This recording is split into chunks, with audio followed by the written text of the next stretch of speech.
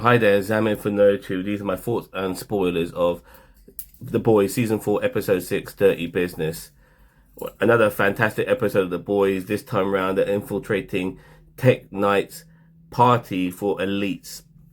They know this party's happening because A-Train has leaked the information to them. One of the people going to this party is a guy called Web Spinner. Oh, Web Weaver, sorry. He's like the Boys version of Spider-Man.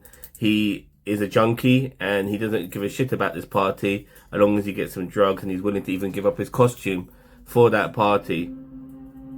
So that way the boys, well, one of the members of the boys can infiltrate that party, put some bugs in there, and so they can listen into what's going on.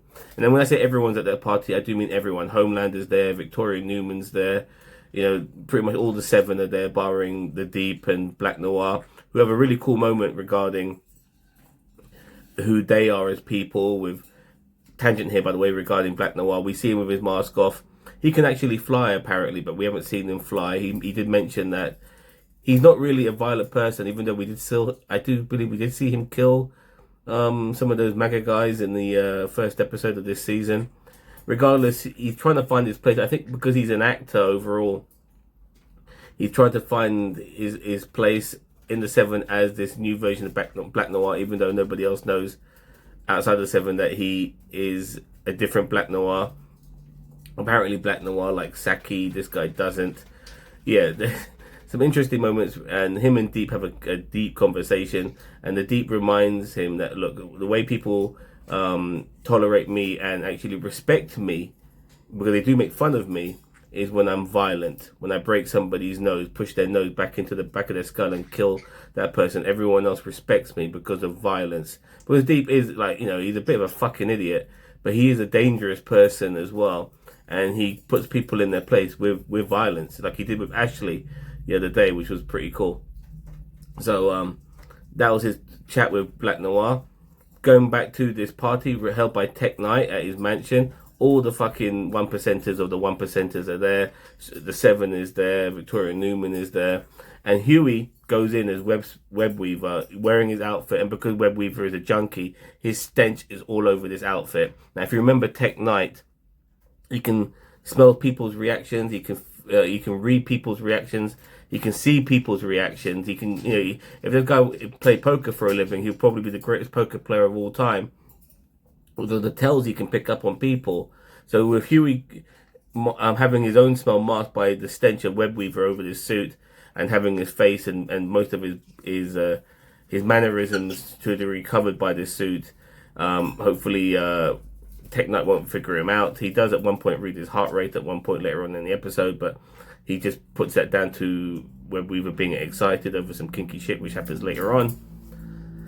But Huey's now in this party as Web Weaver, and he's putting bugs everywhere, and he's getting to know Tech Knight a little bit better. Tech Knight takes Huey to his underground lair.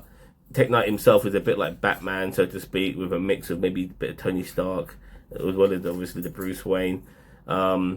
He's a bit weird. He likes his kinky shit. If you remember him from Gen V, you know, if he sees a hole, he has to fuck it. You know, he's a proper kinky fucking person, and people say the masochist as well. He has a black butler, by the way. This guy is supposed to be his Alfred, but there's a reason why his butler's black, because he's a fucking racist piece of shit. We see a conversation earlier on between Tech Knight and A-Train, who's at this party, and it's about slavery and private prisons and things like that, and how his ancestors used to be slave traders, and now he owns all the private prisons in America. Private prisons, by the way, is a fucking disgrace of a thing to have in a country that's supposed to be the land of the free, because you're basically putting citizens in jail for money, for corporate profit.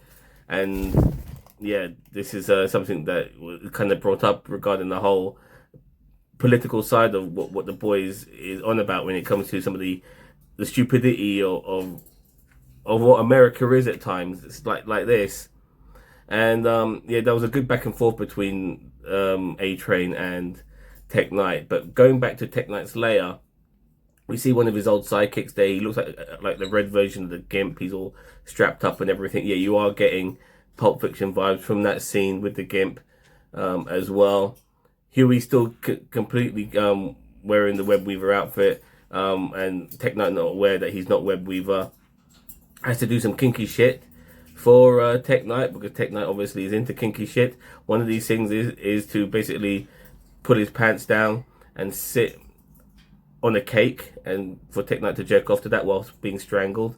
It's so fucking stupid. And by the way, regarding Web Weaver, he does have an orifice on the lower part of his back, just above his ass, which shoots out his webs. So he's different to Spider-Man in that sense as well. There's a really fucked up scene where Mother's Milk has to insert the drugs that he's bought off Mother's Milk in exchange for his outfit by shoving the drugs up fucking Mother's Milk ass using an injection.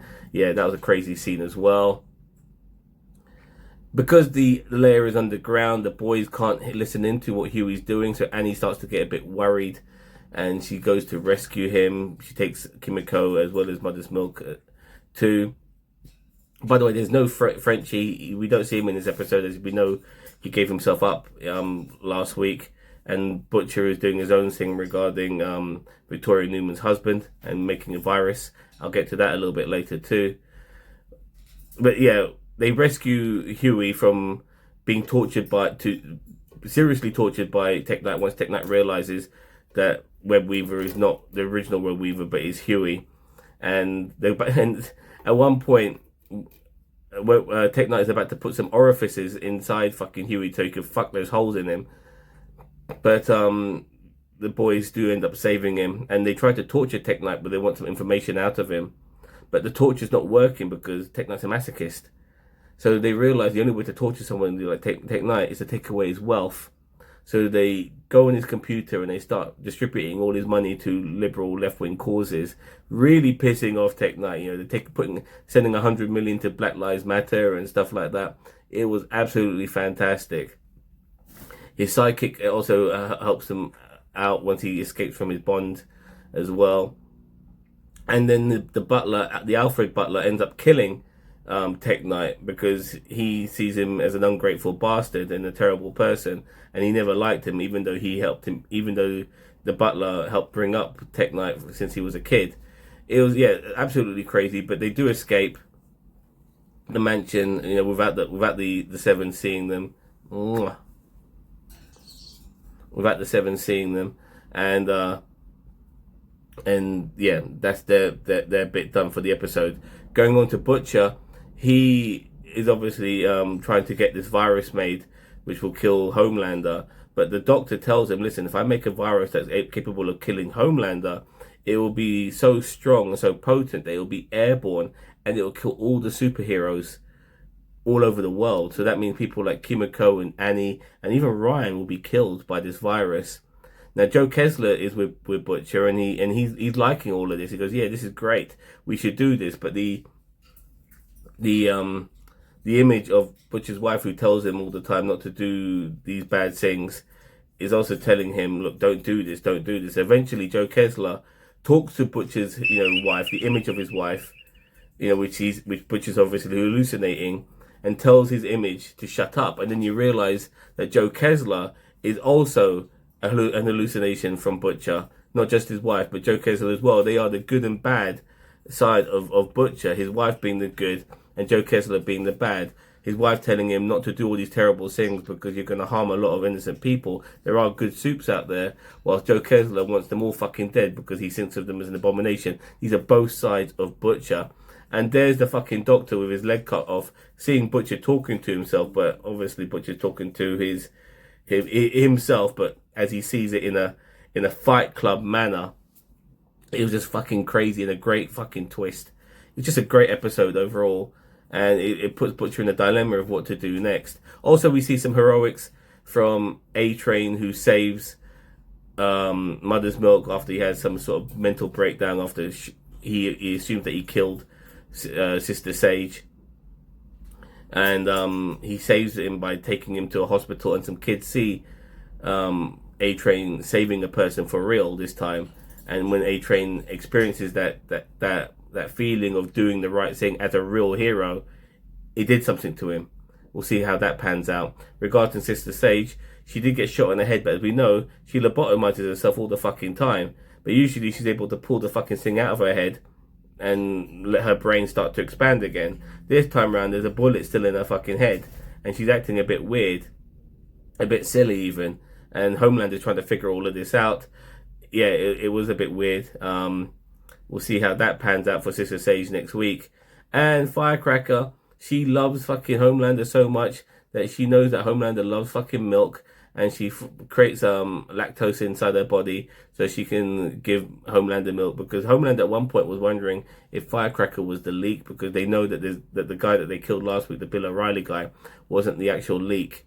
So they know that there's another leak, and she blamed Firecracker. He was quick to accuse Firecracker, but Firecracker showed her admiration for him by saying, look, you can suck on my fucking tits, it's full of milk. I know you love fucking milk and all of that. And yeah, she's cradling him while he's sucking on her tits. It was so fucking funny. This episode is so funny, so crazy, so bizarre, so weird. So yeah, I love it. What a great show. Boys is top tier television without a doubt. I give this episode a 10. I can't get enough of it. The twists alone, all the craziness. This is typical Boys. Hello, my darlings. I've got a bird right here, by the way. Typical episode of The Boys, done in the way that you want to watch The Boys. This is enough. I can't get enough of this show. Only 2 more episodes left of this season. 10 episodes left overall, because we've got a final season with season 5. So yeah, let's just enjoy the ride while we can. Fantastic stuff. Let me know what you think of The Boys, episode 6 of season 4. Did you like it as much as I did? Like I said, I gave it top marks. And don't forget to like, share, subscribe to NerdTube, the greatest YouTube social media channel you never heard of. We're on a variety of social media platforms, including TikTok. And remember, if you've already forgotten the name's NerdTube. Remember it.